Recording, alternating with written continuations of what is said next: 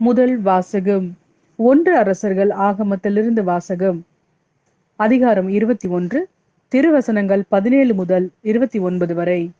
அந்நேரத்தில் திஸ்பேயரான எலியாவுக்கு ஆண்டவர் உரைத்த வாக்கு: நீ புறப்பட்டு சமாரியாவிலிருந்து ஆட்சி புரியும் இஸ்ரேலின் அரசன் ஆகாபை போய்ப்பார். அவன் நாபோத்தின் திராட்சை தோட்டத்தை தன் உரிமையாக்கிக் கொள்ள அங்கு போயிருக்கிறான். நீ அவனிடம் சொல்ல வேண்டியது: ஆண்டவர் இவ்வாறு கூறுகிறார், நீ கொலை செய்து கொள்ளையடித்திருக்கிறாய் இல்லையா?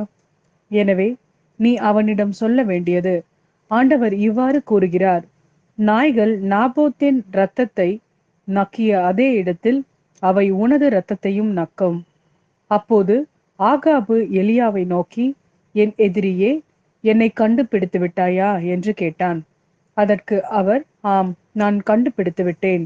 ஆண்டவர் பார்வையில் தீயதனப்பட்டதை செய்யும் அளவுக்கு உன்னையே விற்றுவிட்டாய். இதோ நான் உனக்கு தீங்கு வர செய்வேன்.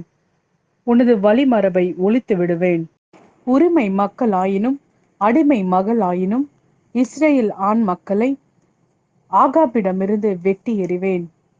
நெபாற்றின் மகன் ஏரோபுவாமின் குடும்பத்திற்கு செய்தது போல உன் குடும்பத்திற்கும் செய்வேன். ஏனெனில் நீ இஸ்ரேலை பாவத்திற்கு உள்ளாக்கி எனக்கு பெருஞ்சினம் மூட்டினாய். மேலும் ஈசபேலை குறித்து ஆண்டவர் சொல்வது: இஸ்ரேலின் மதில் அருகே நாய்கள் ஈசபேலை தின்னும். ஆகாபை சார்ந்தவர்கள் நகரினுள் மடிந்தால் நாய்களுக்கு இரையாவர். நகர்ப்புறத்தே இருந்தால் வானத்து பறவைகளுக்கு இரையாவர் என்றார்.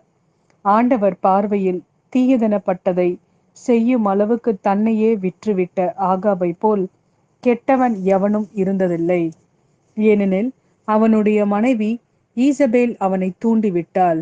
மேலும் இஸ்ரேல் மக்களை முன்னிலிருந்து ஆண்டவர் விரட்டி அடித்து எமோரியர் செய்து கொண்ட சிலைகளை எல்லாம் வழிபடும் அளவுக்கு அவன் மிகவும் இழிவாக நடந்து கொண்டான்.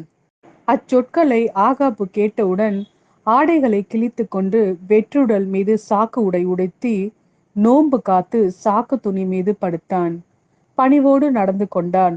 அப்பொழுது திஸ்பேலரான எலியாவுக்கு ஆண்டவர் உரைத்த வாக்கு: என் திருமுன் ஆகாபு தன்னை தாழ்த்தி கொண்டதை கண்டாய் என்றோ?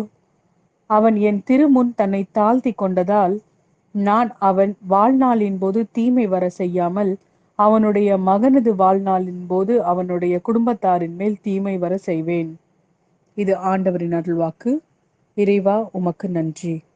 மத்தேயு எழுதிய நற்செய்தியிலிருந்து வாசகம். அதிகாரம் 5, திருவசனங்கள் 43 முதல் 48 வரை. உனக்கு அடுத்திருப்பவரிடம் அன்பு கூர்வாயாக, பகைவரிடம் வெறுப்பு கொள்வாயாக என கூறியிருப்பதை கேட்டிருக்கிறீர்கள். ஆனால் நான் உங்களுக்கு சொல்கிறேன், உங்கள் பகைவரிடமும் அன்பு கூறுங்கள். உங்களை துன்புறுத்துவோருக்காக இறைவனிடம் வேண்டுங்கள்.